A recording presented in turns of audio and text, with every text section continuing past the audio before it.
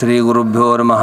ಶ್ರೀ ವೆಂಕಟೇಶಂ ಲಕ್ಷ್ಮೀಶಂ ಅನಿಷ್ಟಗ್ಧಂ ಅಭಿಷ್ಟದಂ ಚತುರ್ಮುಖೇರತನಯಂ ಶ್ರೀನಿವಾಸಂ ಭಜೆ ನಿಶಂ. ಶರನ್ನವರಾತ್ರಿಯ ಪ್ರಯುಕ್ತವಾಗಿ ಶ್ರೀ ವೆಂಕಟೇಶ್ವರ ಧ್ಯಾನ ಕೇಂದ್ರದಲ್ಲಿ ಪ್ರತಿ ವರ್ಷದಂತೆ ಈ ವರ್ಷವೂ ಕೂಡ ಶ್ರೀ ವೆಂಕಟೇಶ್ವರ ದೇವರ ವಿಶೇಷವಾದಂತಹ ಉತ್ಸವಗಳು ಈ ನವರಾತ್ರಿಯ 11 ದಿವಸಗಳ ಕಾಲ ಇಲ್ಲಿ ನಡೀಲಿಕ್ಕಿದೆ.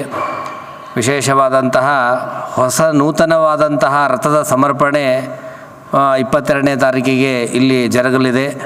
ನಿತ್ಯವೂ ಕೂಡ ಲಕ್ಷ್ಮೀ ಹೃದಯ, ನಾರಾಯಣ ಹೃದಯದ ಹೋಮ ಹಾಗೂ ಅನೇಕ ಭಜನಾ ಮಂಡಳಗಳು ಬಂದು ಇಲ್ಲಿ ಭಜನೆಯನ್ನು ಮಾಡಿ ದೇವರ ಸೇವೆಯನ್ನು ಎಲ್ಲ ಮಾಡಲಿಕ್ಕಿದ್ದಾರೆ.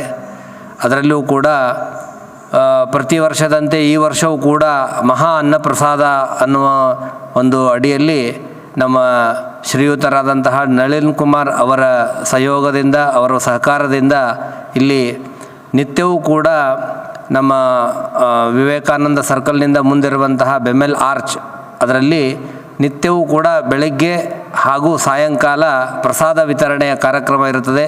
ಎಲ್ಲ ಭಕ್ತರು ಕೂಡ ಶ್ರೀನಿವಾಸ ದೇವರ ದರ್ಶನಕ್ಕೆ ಬಂದು ಆ ಮಹಾಪ್ರಸಾದದ ಸ್ವೀಕಾರವನ್ನು ಮಾಡಬೇಕು.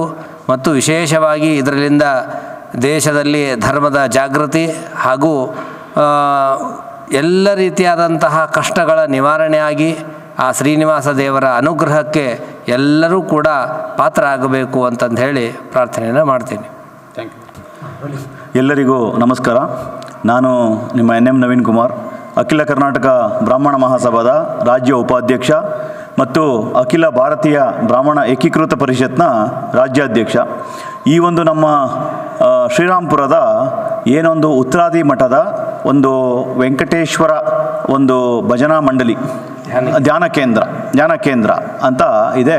ಈ ಆವರಣದಲ್ಲಿ ಸೆಪ್ಟೆಂಬರ್ 22ನೇ ತಾರೀಕಿಂದ ಹಿಡಿದು ಅಕ್ಟೋಬರ್ 2ನೇ ತಾರೀಕುವರೆಗೂ ಒಂದು ವಿಶೇಷವಾದಂಥ ಒಂದು ನವರಾತ್ರೋತ್ಸವ ಕಾರ್ಯಕ್ರಮ ನಡೀತಾ ಇದೆ.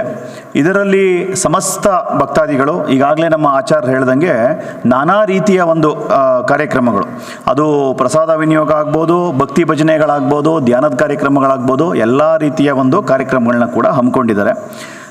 22ನೇ ತಾರೀಕಿಂದ 2ನೇ ತಾರೀಕುವರೆಗೂ ನಡೀತಕ್ಕಂಥ ಈ ಒಂದು ವಿಜೃಂಭಣೆಯ ಶರಣ್ ನವರಾತ್ರೋತ್ಸವ ಕಾರ್ಯಕ್ರಮದಲ್ಲಿ ಪ್ರತಿಯೊಬ್ಬರೂ ಕೂಡ, ಇದರಲ್ಲಿ ಯಾವುದೇ ಒಂದು ಜಾತಿ ಭೇದನೂ ಕೂಡ ಇಲ್ಲ, ಅದನ್ನ ಭಾಳ ಸ್ಪಷ್ಟವಾಗಿ ನಾವು ಹೇಳಲಿಕ್ಕೆ ಬಯಸ್ತೀವಿ. ಪ್ರತಿಯೊಬ್ಬರಿಗೂ ಕೂಡ ಸುಸ್ವಾಗತ.